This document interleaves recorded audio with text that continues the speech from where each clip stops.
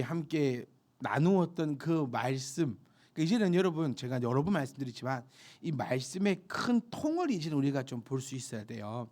우리 몇 주 전에 양에 대해서 함께 말씀을 나누면서 양과 목자에 대해서 말씀을 나누었습니다. 그러니까 우리의 목자는 틀림없는 예수님이신데 한번 기억해 보세요. 이 원리가 여러분 속에 딱 들어가 있는가? 예수님께서 우리의 목자 되십니다. 우리의 목자 되신 그 예수님께서 그 하나님의 방법대로 하나님의 양을 이제 이끈다. 그 방법이 뭐냐면 목자를 세워서 여러분들을 이끌고 가게 한다. 기억나시죠? 기억나면 고기라도 한번 갖다 끓여주세요. 네, 기억나시죠? 네, 기억이 나실 거예요. 그러니까 예수님이 목자장이고, 쉽게 얘기해 볼게요. 예수님이 목자장이고 목사가 목자가 되어 여러분들을 이끌고 간다라고 그렇게 말씀을 드렸었어요. 그럼 목사는 여러분들을 무엇으로 이끌고 가느냐라고 했을 때 주의 지팡이로 이끌고 가는데, 그 주의 지팡이가 바로 하나님의 말씀이다라고 이렇게 정리를 해볼 수 있습니다. 그러면 이제 거기에 대한 그 증거가 어디 있느냐라고 했을 때 바로 여기에서 찾아볼 수가 있다라는 것이에요. 그러니까 그냥 단순히 시편 23편만을 말씀을 가지고 보면은 주는 나를 기르시는 목자요라고 되어 있지, 그 주님께서 목사를 목자로 삼아서 하나님의 어린 양들을 인도하게끔 만들었다라는 말씀은 시편 23편에는 없잖아요. 그럼 바로 그게 어디에 있느냐면 오늘 보시는 이 본문의 말씀에서 찾아볼 수 있다라는 거예요.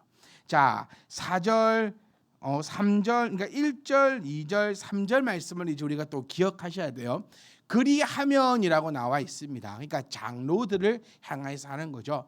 장로들이라고 표현한다라는 것은 일단 의미적으로 얘기해 보면 첫 번째 우리가 알고 있는 그런 목사님들, 그리고 장로님들, 또 더 나아가서는 모든 직분자들을 가리키고 있다. 그래서 우리 모두를 가리키고 있다, 이렇게 표현해 볼 수 있는데, 지금 시대에 와서는 이 장로라는 표현이 실질적으로 교회의 장로님들보다는 목사에 가깝다, 이렇게 한번 이해해 보시면 훨씬 더 이 본문을 이해하기가 수월하실 겁니다.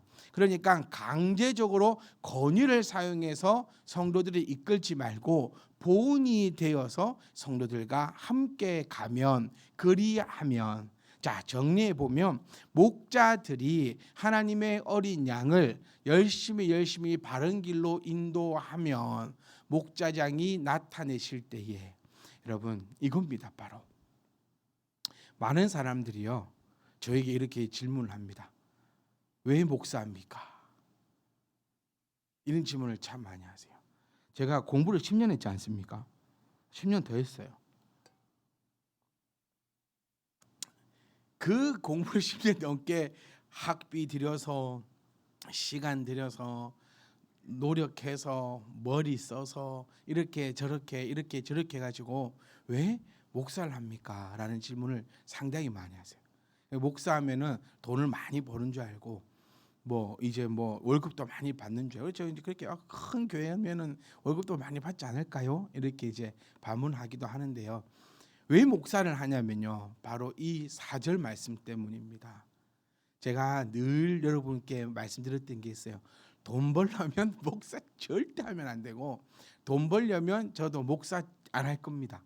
네, 그러니까 이 땅에 있을 때에, 그러니까 베드로서에서 우리에게 계속해서 알려주고 가르쳐주고 있는 게 뭐냐면, 우리의 소망을 어디에 두라? 하나님 나라에 두라. 이 땅에 썩어 없어질 것에 소망을 두지 마라. 왜 이 땅에 썩어 없어질 것에 소망을 두면 안 되냐면 이미 답이 나왔죠. 썩어 없어질 것이기 때문에 소망을 두면 안 된다라는 거예요. 소망을 두었다가 썩어 없어져 보세요. 안 그렇습니까? 썩어 없어질 것. 그러니까 이제 인생을 한번 논해 보면 이런 것 같아요. 영혼이 젊을 줄 알아서 거기에 소망을 뒀더니 어느 순간 늙어가고 있고, 소망을 자식에게 뒀더니 품 안에 자식이라는 말이 있듯이 그 자식도 이제 떠나가는 거고, 돈에 소망을 두었더니 이놈의 돈은 내 손에 있지를 않고, 다 있습니까? 저만 없는가 봅니다. 돈에 소망을 두면. 그러니까 썩어 없어질 것에 소망을 두지 말라라고 하는 것이 이 답이 나왔잖아요. 썩어 없어질 거니까 소망을 두지 말라는 거예요. 오직 우리가 소망을 둘 것은 절대로 썩어지지 아니할 하나님 나라에다가 소망을 두라라고 얘기를 한 겁니다. 그러니까 목사를 제가 하는 이유가 바로 제가 예전에도 말씀드렸지만 저는 여러분들도 사랑하지만 제가 정말 사랑하는 것은 하나님입니다. 네, 그렇기 때문에 여러분을 사랑하는 겁니다. 제가 뭐 한다고 여러분을 한번 곰곰이 생각해 보세요. 내가 목사님의 사랑을 받을 자격이 있는가? 하나님 사랑을 떠나서요. 하나님 사랑까지 너무 멀잖아요. 그러니까 과연 목사님한테는 사랑받을 만한 그런 내가 한 일이 있는가? 이걸 한번 생각해 보라는 거예요. 사실 별로 없을 거예요. 근데 왜 목사님은 나를 사랑하고 왜 나를 위해 기도할까? 답은 나옵니다. 여러분들의 그런 뭐 이런 거 저런 게 아니라 저는 오직 하나님만을 사랑합니다. 오직 나와 내 집은 여호와를 섬기겠노라라는 말씀처럼 저는 오직 하나님만을 사랑해요. 그러니까 여러분들에게 칭찬받고 싶은 생각도 뭐 있겠지요. 근데 저 마음 깊숙하게는 사람이 살면서 저는 솔직하고 싶어요. 사람이 살면서 욕 먹는 것보다는 칭찬 듣는 게 훨씬 좋아요. 왜 그렇게 당신은 못합니까? 라는 소리보다도 당신 잘합니다 라는 소리가 더 듣기 좋습니다. 그러니까 저도 목회하면서 우리 성도님들과 또 많은 사람들에게 칭찬을 받고 잘한다라는 소리 듣고 싶어요.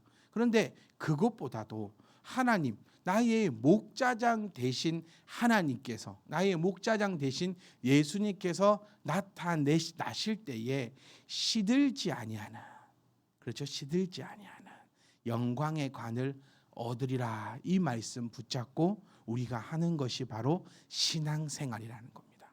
그러니까 목사만을 나타내는 것이 아니지요. 여러분, 왜 신앙생활 합니까? 거기에 대한 답이에요. 여러분, 왜 집사합니까? 거기에 대한 답이에요. 왜 우리가 이렇게 오늘 이 시간도 나의 적은 지금 공부하고 있어요. 나의 적은 지금 돈 벌고 있고요. 나의 적은 인생은 다 적이라고 안 합니까?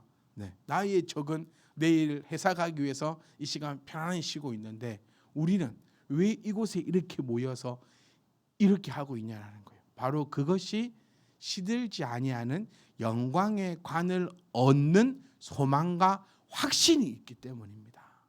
그러니까 사랑하는 성도 여러분, 우리는 제가 제발 부탁드리는 거지만 세상에 믿지 않는 사람들과 비교하지 않아야 합니다. 왜냐하면 이미 가는 길이 다르기 때문이에요. 부러워할 것이 전혀 없습니다. 이미 그들은 지옥에 결정되어 있잖아요. 그러니까 정죄함을 받았다라고 표현하고 있는 것처럼 그들을 통해서 우리가 부러워하거나 우리가 비교하거나 그럴 이유가 전혀 없다라는 거예요. 10년, 20년 행복하기 위해서는 신앙생활 안 하는 게 답입니다. 꼭 새겨들어야 돼요, 여러분. 이렇게 말하는 목사 절대 없을 겁니다. 10년, 20년, 30년의 행복을 위해서는 지금 이렇게 예배 드리는 것은 합당치 않습니다.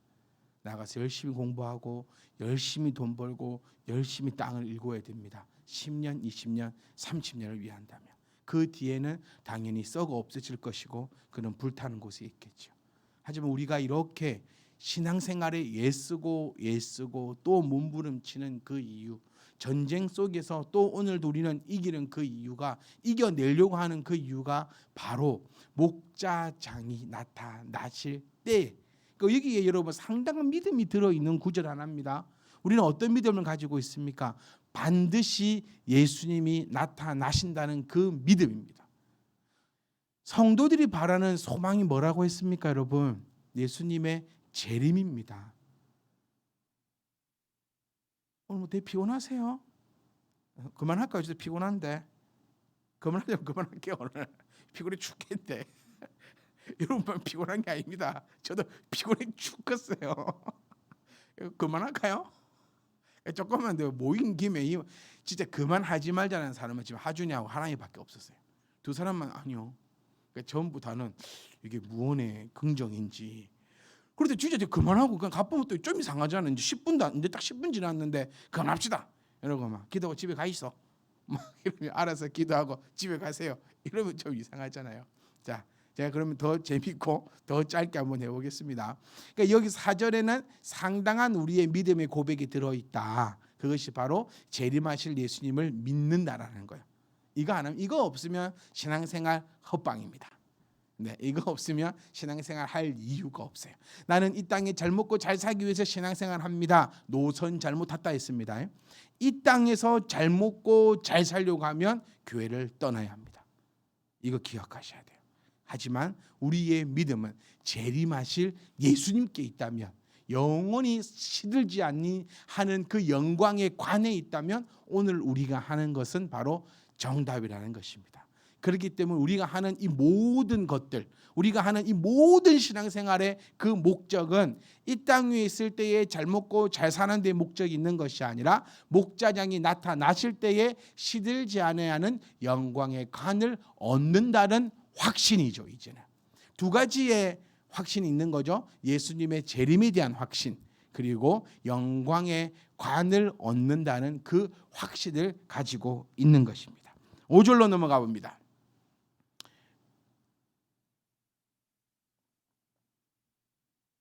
젊은 자들아, 이와 같이 장로들에게 순종하고. 여러분, 이게 이제 우리가 잘못 들은 설교가 상당히 많거든요. 이거를 대부분의 제 이런 소리 하면 좀 목사님들 까는 것 같아서 제가 참 죄송하긴 한데, 저도 설교를 많이 들었을 거 아닙니까? 여러분들도 설교를 많이 들었을 거고, 많은 목사님들은 이 본문을 가지고 이렇게 설교하셨고 지금도 하고 계십니다. 장로들에게 순종하라, 이렇게 해서 이 장로가 바로 목사 장로를 가르치기 때문에 젊은 자들은 성도를 가르친다. 그러니까 성도들은 목사들에게 순종하라, 이렇게 가르치시거든요. 들어보셨습니까? 그리고 되게 또 그 말이 맞는 것도 같아요. 젊은 자들은 성도, 장로들은 목사. 그러니까 젊은 자들은 목사님에게 순종해야 한다. 이 말이 틀린 말은 아니죠. 목사에게 순종하라라는 그 표현보다는요, 말씀을 들고 있는 목사에게 순종하라라는 것이 정확한 것입니다. 말씀을 들고 있을 때의 목사입니다, 여러분. 이거 기억하셔야 돼요. 말씀을 들고 있을 때 목사인 것입니다. 말씀을 들고 있지 않을 때는 그냥 목사가 아닙니다. 네.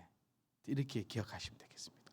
그럼 요게 정확하게 이제 보려면 어떻게 한다면요, 원문을 봐야 돼요.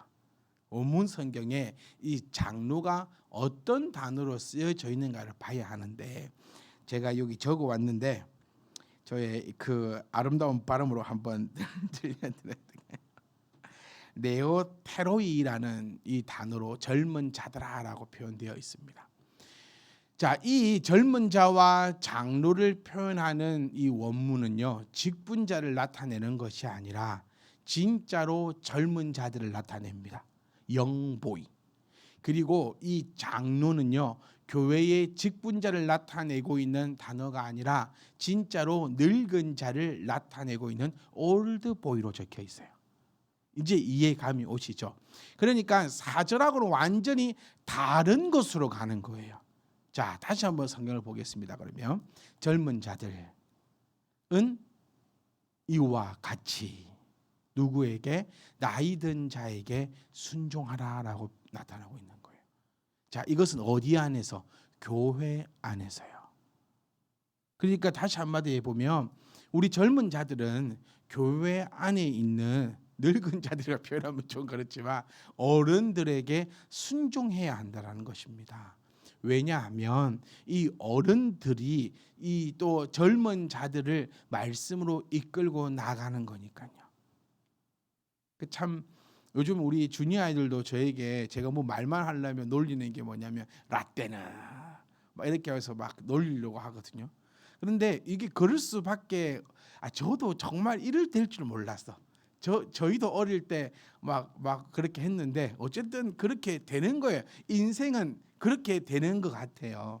그러니까 이 본문을 정확하게 한번 이해해 보면 젊은 자들은 연장자에게 이렇게 순종을 해라. 왜냐? 근데 여기 좀 무거운 것도 있죠. 그러니까 좀 어른은 어른다워야 돼요.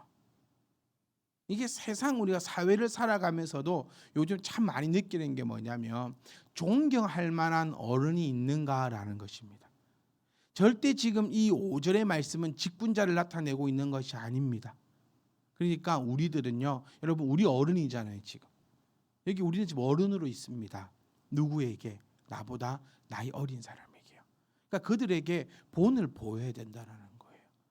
그리고 젊은이들도 이 연장자들을 보면서 존경할 수 있어야 한다는 것입니다. 그러니까 참 여기서 많은 숙제를 우리가 안고 가는 것 같아요. 과연 나는 그러니까 존경받으려고 하지 말고 존경받을 수 있는 자가 되었으면 좋겠어요. 강제적으로 나에게 순종해. 넌 나에게 존중해야 돼. 그러니까 저는 우리 목사들에게 참 외치고 싶은 게 이겁니다. 순종해라고 얘기하지 말고 순종할 수 있는 그 말씀의 권위를 가지고 있으면 얼마나 멋있을까. 너 목사에게 순종 안 해? 넌 벌 받을 거야. 이 말 정말 안 좋은 얘기잖아요. 이거는 스스로의 목사의 그 권위를 떨어뜨리는 것이라고 저는 그렇게 말하고 싶어요. 너 성도가 되놓고 왜 목사에게 순종 안 해? 다르게 얘기해 보면요, 너는 왜 내가 나이가 더 많은데 왜 너는 내 말에 순종 안 해? 이렇게 표현할 수 있다는 거예요. 그러니까 우리는요 이렇게 했으면 좋겠어. 우리보다 나이 어린 사람들이 우리를 보면서 순종해야겠다라는 생각을 할 수 있는 그런 어른들로 늙어갔으면 좋겠어요. 나중에 우리도 여러분 60살 또 70살 이렇게 되지 않겠습니까?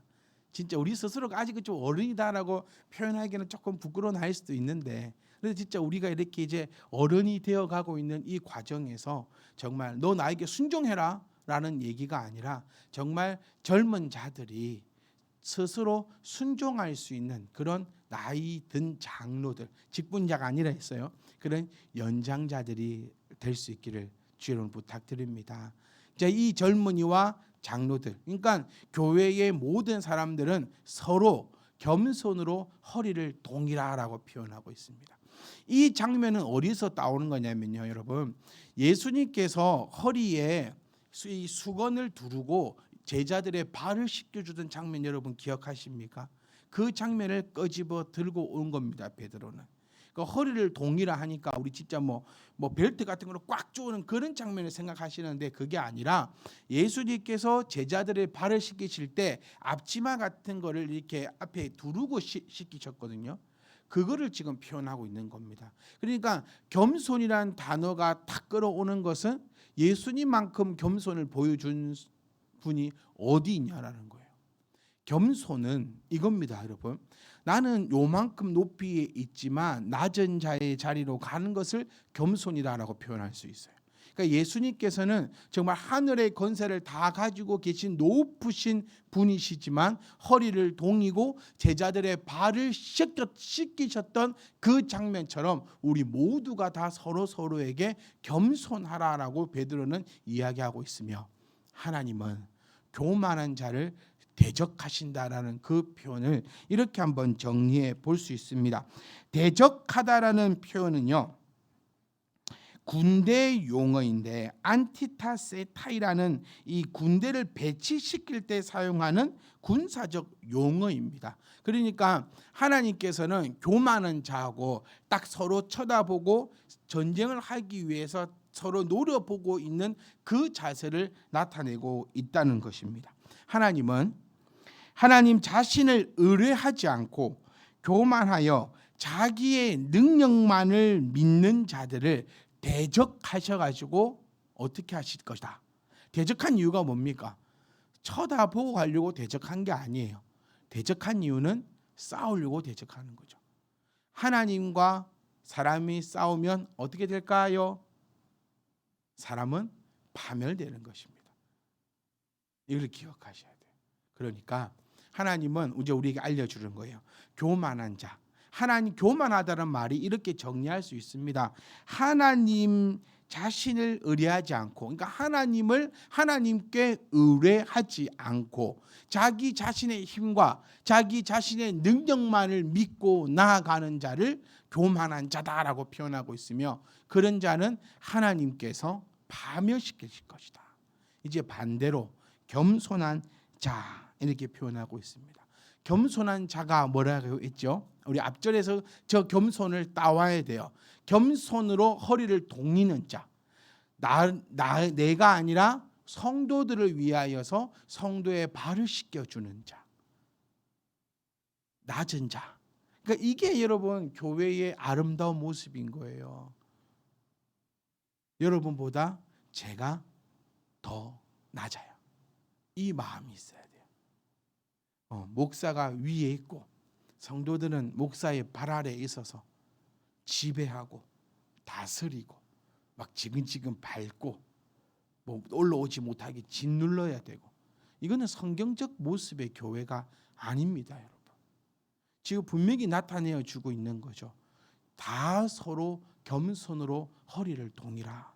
발을 씻기셨던 그 주님의 마음을 가지고 있어라. 그런 자에게는 하나님, 그러니까 여기 나온 끝에 나온 겸손한 자가 바로 허리를 동이는 자예요. 성도들의 발을 씻겨주는 자. 그런 자에게는 하나님께서 은혜를 주신다라고 우리에게 가르쳐 주면서 우리의 이 아름다운 교회의 모습을 베드로는 나타내어 주고 있고, 우리가 교회라면, 그러니까 이게 참 멋있잖아요. 교회를 어디 위에 세운다 했죠? 반석 위에 세운다고요. 그 반석이 누굽니까? 베드로잖아요. 베드로. 그렇죠? 네. 그러니까 예수님께서 베드로에게 너는 반석이다. 그리고 그 반석 위에 교회를 세우리라라고 했잖아요. 그러니까 이 교회로는 그러니까 어디에 있다라는 겁니까? 베드로 전후서의 교회론이 나온다라는 거예요. 이걸 기억하셔야 돼요. 그러니까 이 베드로가 가르치고 있는 그 교회 모습으로 나아갈 때에 주님이 세우신 교회가 되는 겁니다. 베드로가 가르쳐 주는 대로 그 집을 지어가지 못한다면 그것은 베드로의 교회, 다시 말하면 하나님의 교회가 아니라는 거죠. 이 점을 꼭 기억하셔서 우리가 지금 베드로 전서의 거의 끝자락에 왔습니다. 좀 한 번 더 묵상하시면서 정말 우리가 만들어가는 교회, 그리고 우리가 섬기는 이 교회가 베드로가 알려준 대로, 베드로가 설계한 대로, 다시 말하면 즉 하나님께서 설계하신 그 교회의 모습으로 아름답게 세워져 나가기를 주의 이름으로 축복합니다.